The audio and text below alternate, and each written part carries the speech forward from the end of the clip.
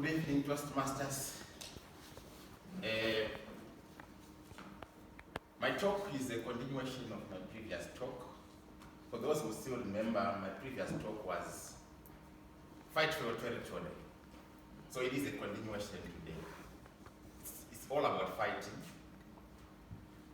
This month is a Heritage Month, and the way I take heritage is not about the past, it's also about the present.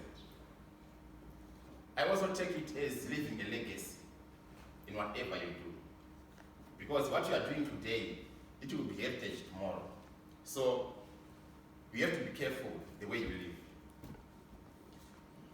Move towards your fears. I think everything that we want can be obtained when we move towards our fears.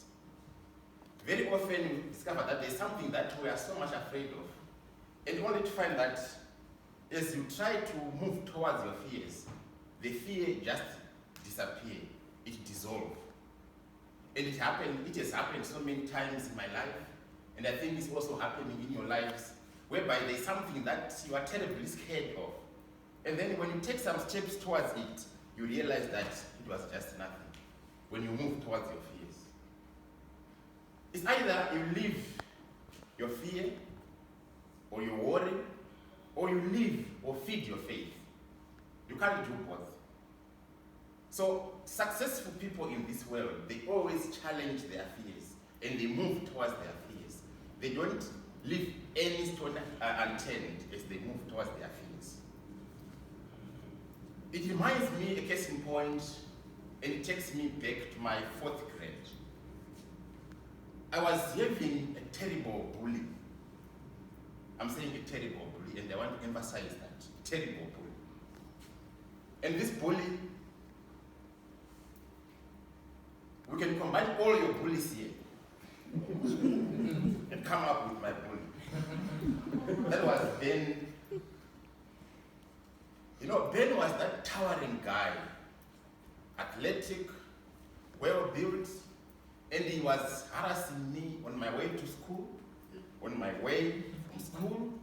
Sometimes I would absent myself from school, fearing this guy, and only to join other learners as they go home and pretend as if I was at school, just to hoodwink my parents, for fear of Ben.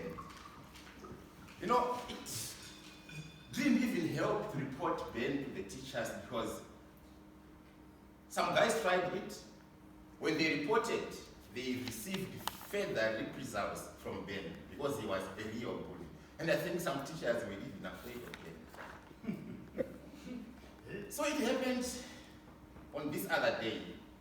It was break time. We all gathered at the playing fields, playing soccer and so forth. And all of a sudden, there was this tense situation. Ben had slapped my young brother. And my young brother, fearing for his life, he ran towards the elder brother, to me. Oh. How can my young brother do this? He knew that I'm afraid of Ben, but I think the young brothers, sometimes they think their elder brothers can do anything. They can protect them. He ran to me, and he hid behind me. Ben was following. As he reached me, you know what he said? He said, "Hey, you think I'm afraid of this guy? Your brother. I can use him as a whip to beat him." I was a coward at the core. I was not a fighter. I was afraid. But on this day, something within me told me not to move. Naturally, I would run away for my dear life. But on this day, I just stood. And there was a tense atmosphere. People were gathered now. No one could say anything. They feared Ben. And it was more of an obvious fight, whereby Ben would crush me. But somehow I stood my ground. I was trembling in my pants, but I just stood my ground. The crowd was silent, and one of the people in the crowd was Emilia, who was my crush. Now, Emilia was this kind of a girl where everyone knows that I was in love with her, except her.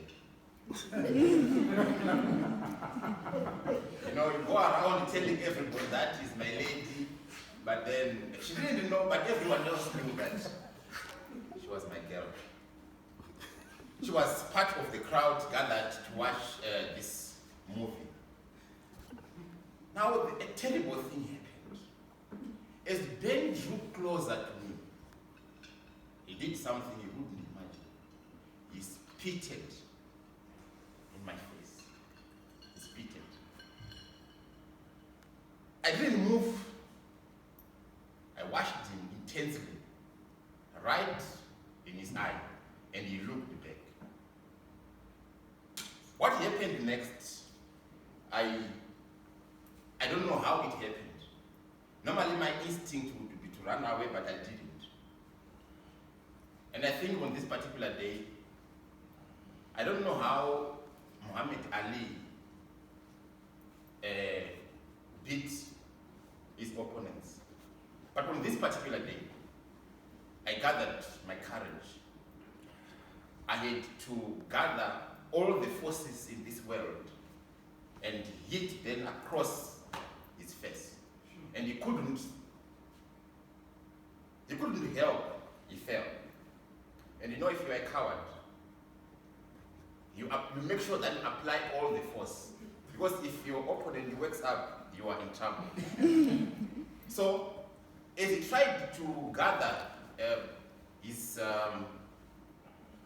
composure to stand up, he received the coup de grace, another one, then he fell. When you woke up finally, I was preparing to run, but then only to realize that Ben was also running in the opposite direction, afraid of him, and then I had to fall. To cut the long story short, fast forward, Ben became one of my most trusted friends up to this day. I faced my fears.